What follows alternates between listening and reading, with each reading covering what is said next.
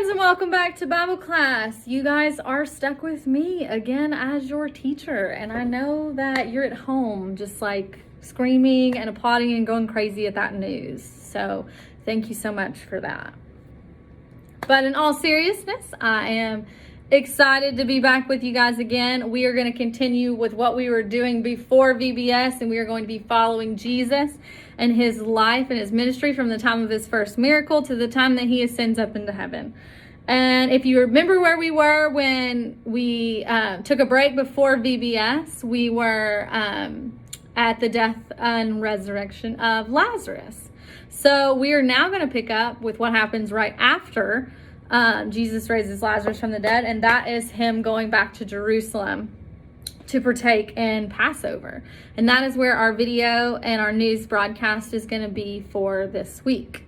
And this week, our now new 5th graders did our video. So next week, we're going to be going to the new 4th graders. We'll be reaching out to you guys to participate in this video. The new 5th graders did a phenomenal job this week, and we are really excited for you guys to see that. Okay, I know since we've had VBS, I haven't been able to give you guys your assignments for what you needed to read for this week. So this week, we're going to be studying from John chapter 12 and verses 12 through 19 and John chapter 18 verses 1 through 18. So if you guys would take a minute, pause the video and read those verses, that'll be a big help for you and for me for this week's news broadcast and for our lesson.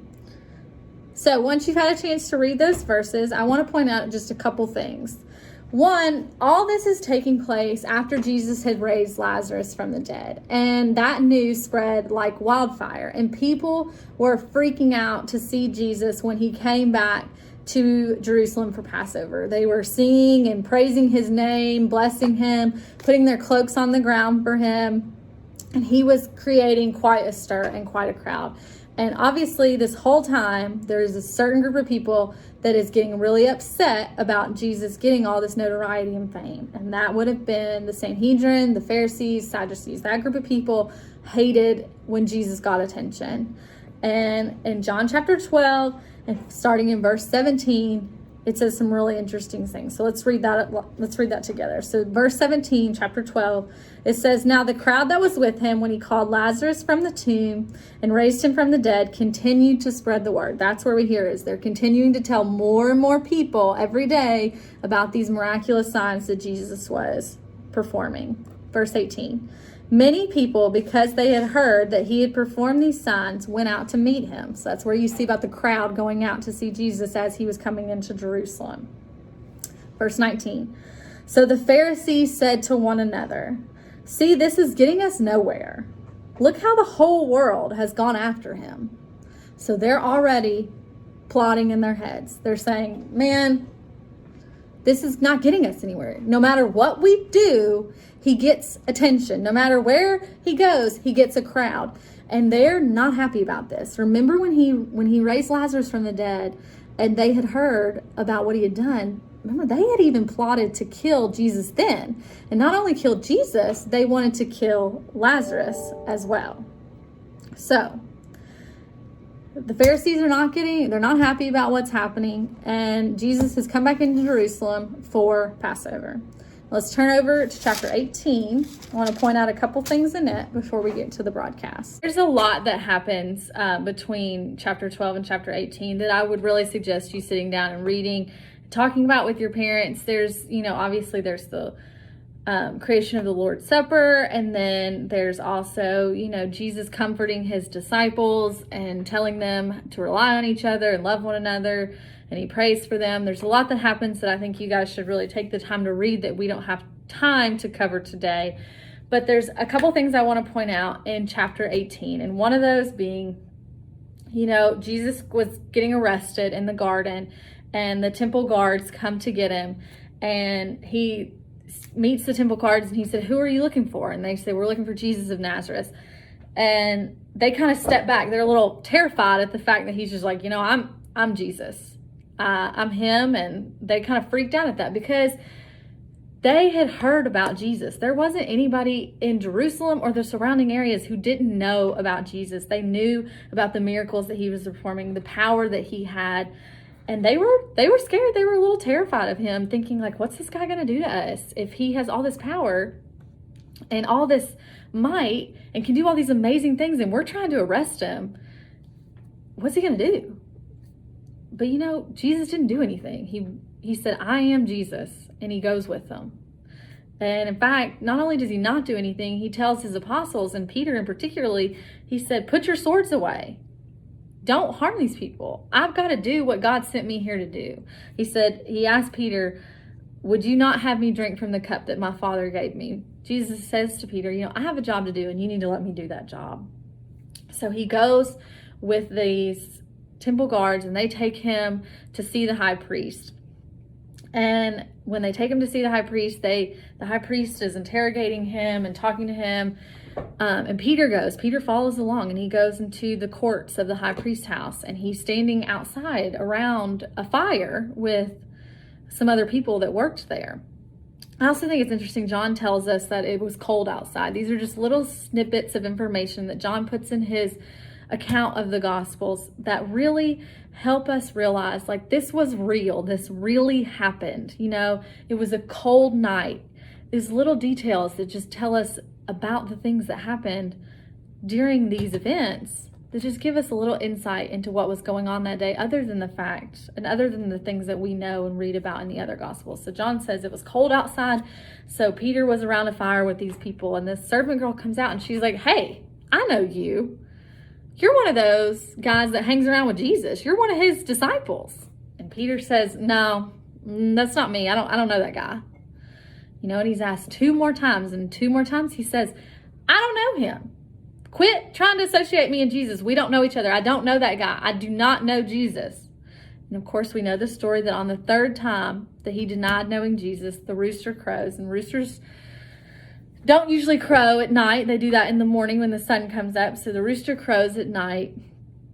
And Peter realizes what he's done and how he has fulfilled what Jesus told him he was going to do in denying him 3 times. And that's where we're going to stop for our broadcast today. Hope you guys enjoy this video, and we will meet again next week.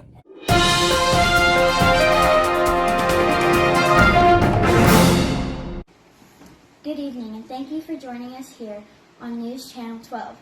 With all the news that is news in Judea, Samaria, and Galilee, we're continuing our exclusive coverage of Jesus in Nazareth, and we're excited to see what he does next. Earlier this week, he was attending a potluck at none other than Lazarus' house, the very man who came back from the pit thanks to Jesus. The next day, Jesus came to Jerusalem with something like triumph. Our very own Fisher has the story.